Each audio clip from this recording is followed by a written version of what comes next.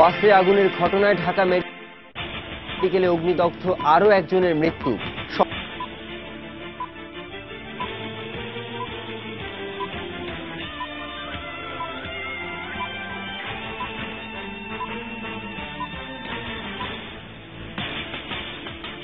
শনিবার ভোর ৬টা থেকে আবারও টানা ৭২ ঘন্টা অবরোধের ডাক ১৮ দলের আওয়ামী লীগের প্রার্থী তালিকার প্রকাশ।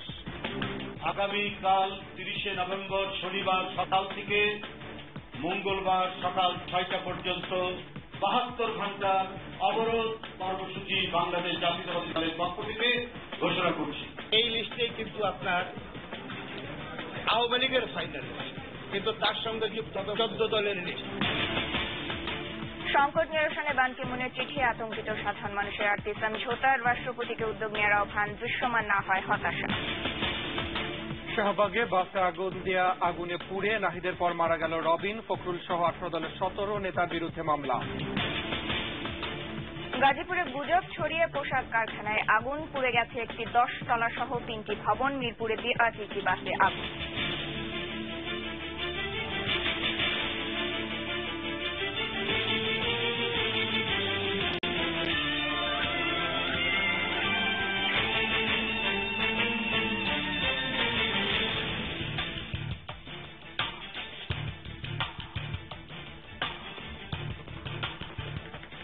আসসালামু আলাইকুম, আমি মুজাহিদুল ইসলাম এবং আমি নুসরাত উর্মি। আমন্ত্রণ জানাচ্ছি রাত ১১টার ২১ সংবাদে।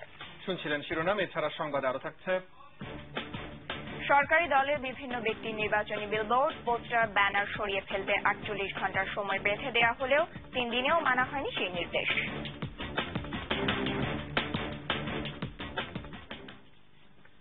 নির্বাচন কমিশনের একতরফা তাফসিল ঘোষণা এবং আটক নেতাকর্মীদের মুক্তির দাবিতে আবারও ৭২ ঘণ্টার অবরোধ কর্মসূচি ঘোষণা করল ১৮ দলীয় জোট।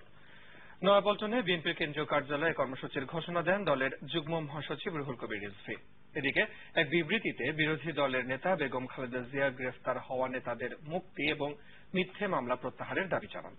সহকর্মীদের সহায়তায় জসিম জুয়েলের রিপোর্ট।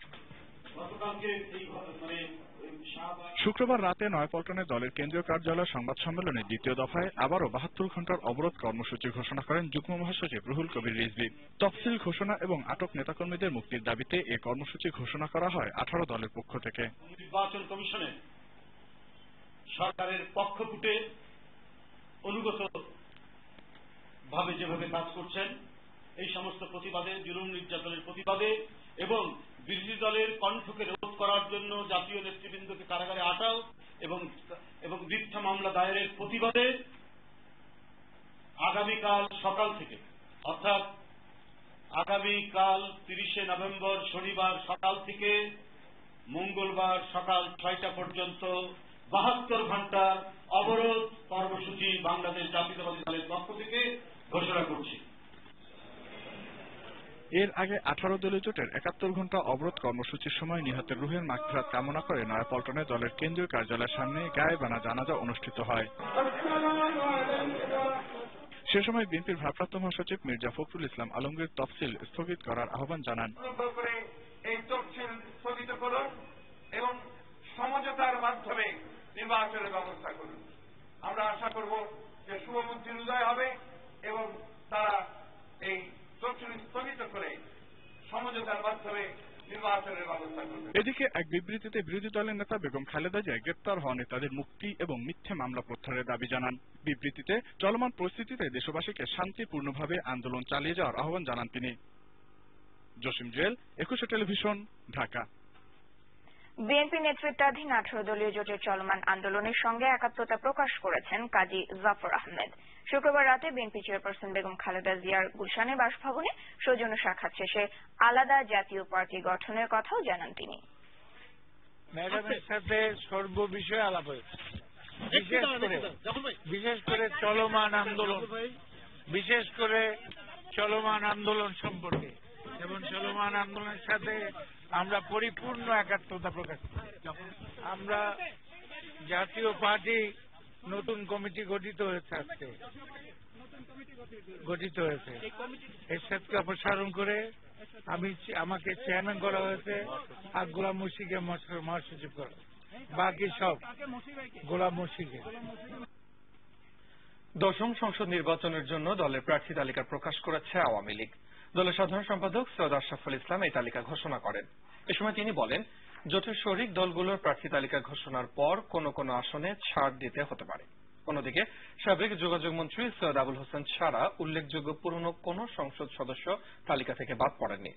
শেখ হাসিনা 2টি আসনে নির্বাচন করবেন। বিস্তারিত জানাচ্ছেন সাজেদ রমেল। সারাদিন ধানমন্ডিতে দলের সভানেত্রীর কার্যালয়ে বিভিন্ন আসনের প্রার্থী, তাদের সমর্থক, গণমাধ্যমের অপেক্ষার অবসান ঘটিয়ে আওয়ামী লীগের প্রার্থী তালিকা প্রকাশ করেন দলের সাধারণ সম্পাদক। শুরুতেই তিনি বিরোধী দলকে নির্বাচনে আসার আহ্বান জানিয়ে বলেন, 14 দলের তালিকা করার পর অনেককেই ছাড় দিতে হবে। এই লিস্টেই কিন্তু আপনার আওয়ামী লীগের ফাইনাল, কিন্তু তার সঙ্গে যুক্ত হবে মহাজোটের লিস্ট, 14 দলের লিস্ট, এবং 14 দলের লিস্ট যুক্ত হবে এবং চূড়ান্ত 14 দলের তালিকা পরবর্তী সময় আপনার প্রকাশ করা হবে। এবারও রংপুর ও গোপালগঞ্জ থেকে প্রার্থী শেখ হাসিনা। কিশোরগঞ্জের সৈয়দ আশরাফ, সাবেক যোগাযোগ মন্ত্রী সৈয়দ আবুল হোসেনের জায়গায় দলের টিকিট পেলেন বাহাউদ্দিন নাসিম। নারায়ণগঞ্জ 4-এ সারা বেগম কবরীর জায়গায় মনোনয়ন পেলেন শামীম ওসমান। টিকে গেছেন মহিউদ্দিন খান আলমগীর ও ডক্টর দীপু মনিও। নতুন মুখ মৃণাল কান্তি দাস, পঙ্কজ দেবনাথ আর ছবি বিশ্বাস সহ সংখ্যালঘু প্রার্থী বেড়েছে কয়েকজন। ক্রিকেটার নাইমুর রহমান দুর্জয়, ফুটবলার আরিফ খান জয় এবং শিল্পী মমতাজ বেগম নির্বাচনী লড়াইয়ে নামছেন। তাজউদ্দিন কন্যা সিমিন হোসেন রিমি সহ নারী প্রার্থীদের সংখ্যাও বেড়েছে এবার। সংস্কারপন্থী হিসেবে পরিচিত সাবের হোসেন চৌধুরী, আসাদুজ্জামান নূরও বঞ্চিত হননি।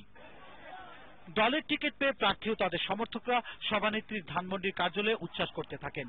মিছিলে মিছিলে পুরো এলাকা প্রকম্পিত হয়ে ওঠে। আগামী দিনও ভোটের মাধ্যমে হবিগঞ্জ ঢাকায় সহ হবিগঞ্জ জেলার 4টি আসনই আমরা মাননীয় প্রধানমন্ত্রীকে উপহার দিতে পারব। এই সিট আমার বাবার বারবার নির্বাচিত হয়েছিলেন এবং এইবার ইনশাআল্লাহ এই সিট উদ্ধার করব জনগণের সহযোগিতা।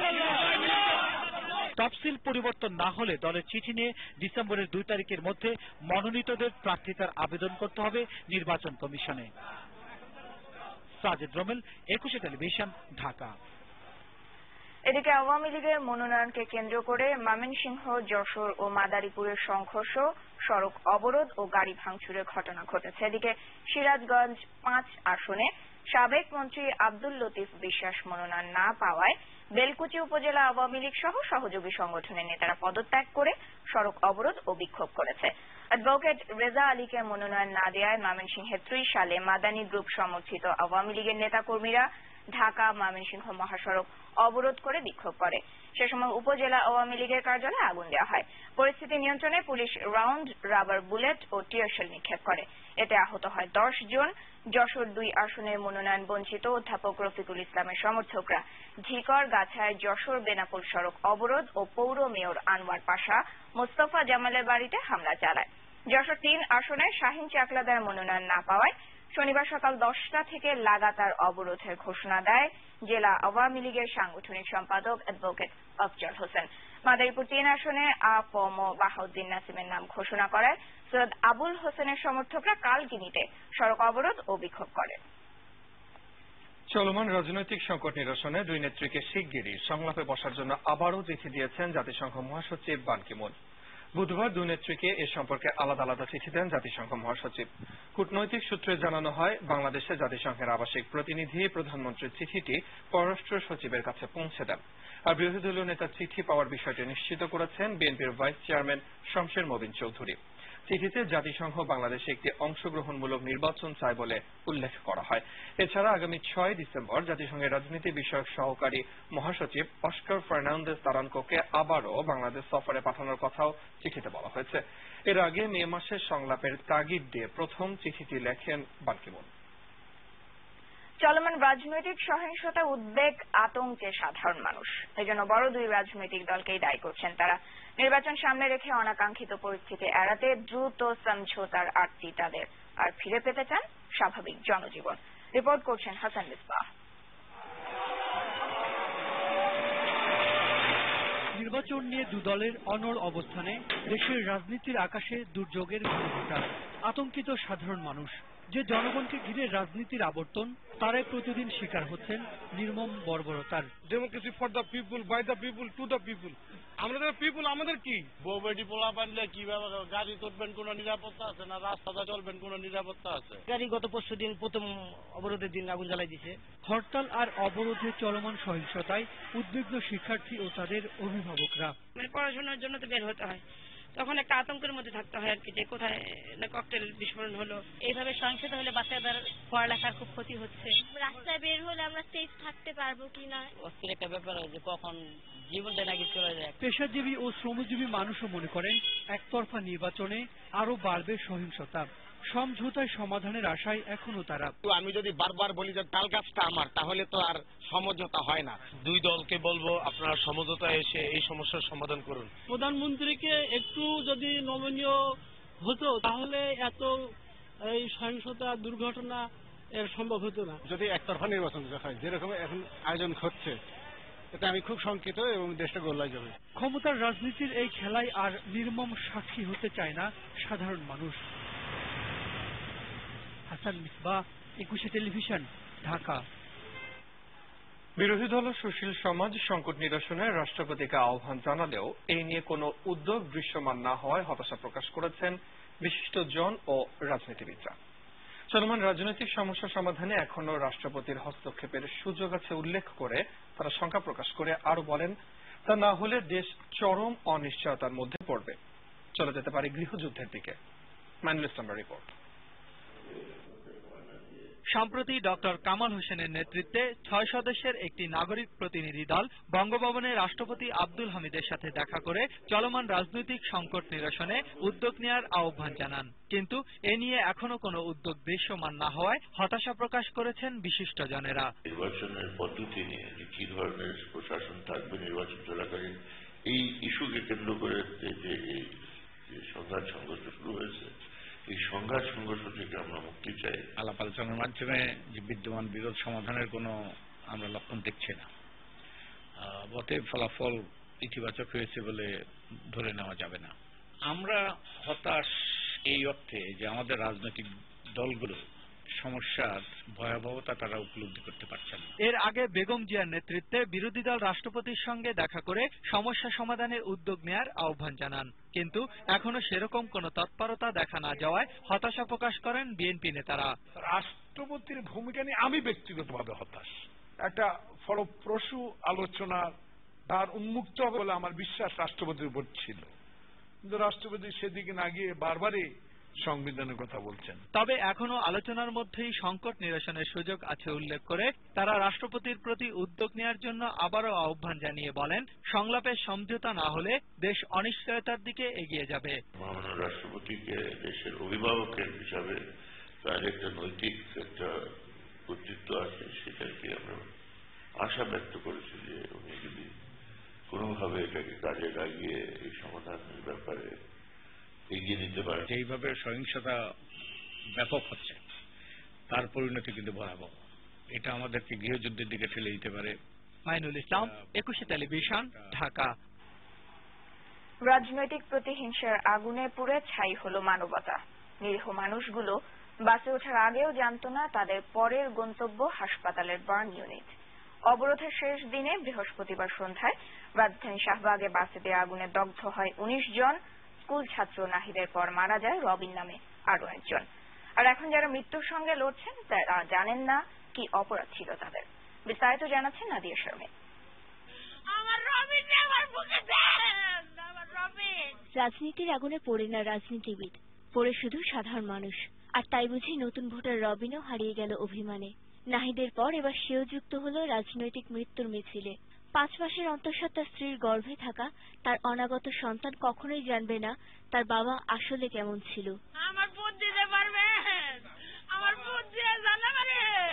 সেই বিভৎস সময়টাকে বারবার মনে করে তার মতো অনেক আহত আর আপনজনের শুকিয়ে ওঠা চোখটায় শুধু রাজনীতিবিদদের প্রতি বাড়ছে ঘৃণা। তাদের কাছে আমার রিকোয়েস্ট, তারা যেন এই মরণ খেলা না খেলে। দৈনন্দিন জীবনে যারা অফিস করতেছে, কর্ম করতেছে, এদের উপরে কেন এই আটক করবে? গরিব নয়, তা থেকে মরে না। প্রিয় বাবার সঙ্গে বের হওয়ার আগে দেখা হয়নি, তাই বুঝি বাবা রাগ করে কথা বলছে না। চিন্তিত হয়ে বাস চালক মাহবুবের ছেলে শাহিনের ওপর বাবাকে আর বাসের কাছেই যেতে দেবে না। আমার আব্বু সুস্থ হলে আমি বলবো বাস চালাতে মানা। এদিকে এএসআই বাবাকে নিয়ে গর্ব করা ছেলে রাকিব কিংবা সাংবাদিকতা নিয়ে ছুটে বেড়ানো চঞ্চল, ২১-এর মুক্ত খবরের সাংবাদিক সুস্মিতা রাজনীতির এই নোংরামিতে এখন বিরক্ত বাকিদের মতোই। রাজনীতি সম্বন্ধে কথা বলে লাভ নেই, আমি রাজনীতি সম্বন্ধে কথা বলি। আমরা সারা আমার আব্বুর মতো অনেক মানুষ এত দিন রাত এত কষ্ট করে এই যে সেবা দেয়, এই কি লাভ? এই যে এখন মৃত্যুর সাথে ইয়া করতেছে। আমাদের সাথে কেন হয়?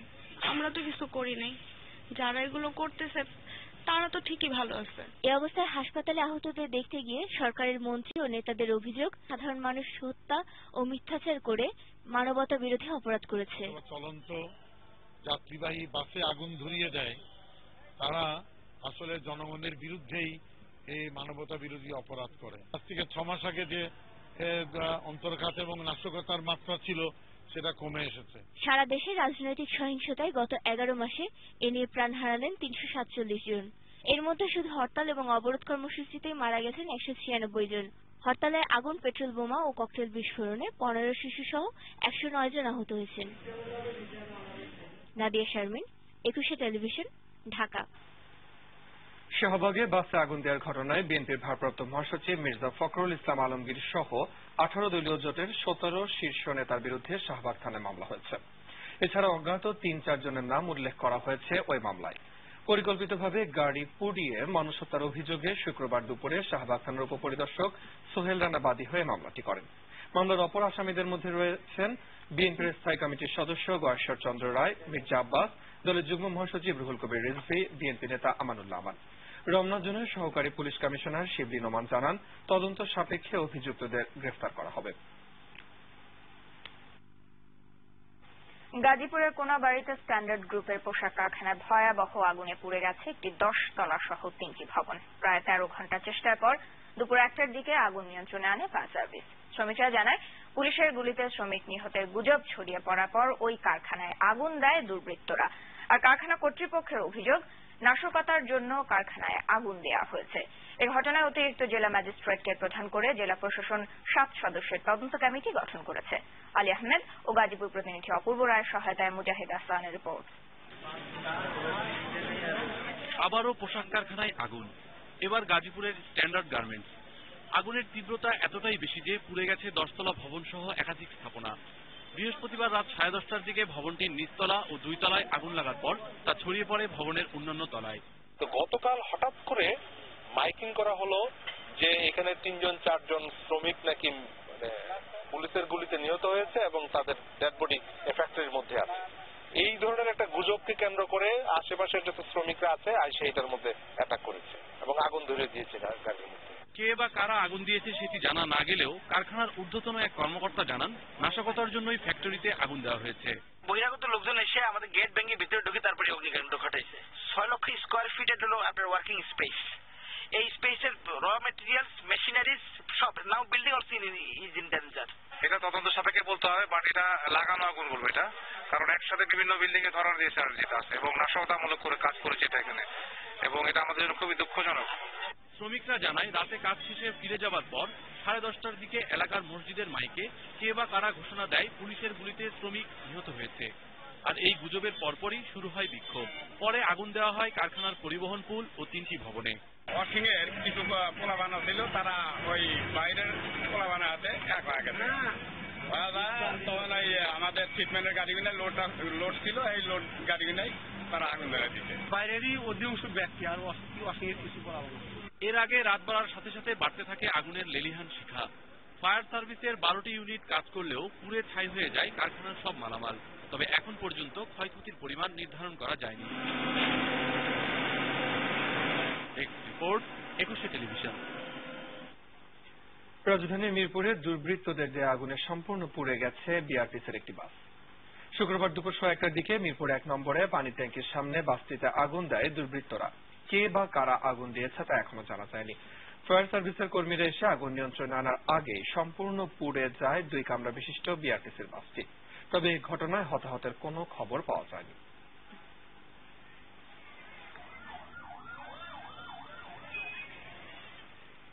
বিরতি নিচ্ছি, যখন ফিরছি তখন অন্যান্য খবরের সঙ্গে আরো থাকবে।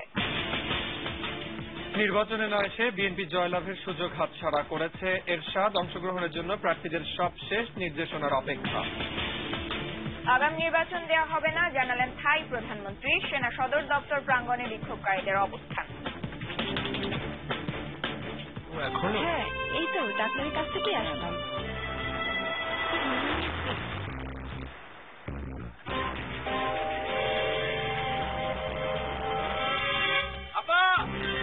একটা দেন, খোলা মশলা নিয়ে না,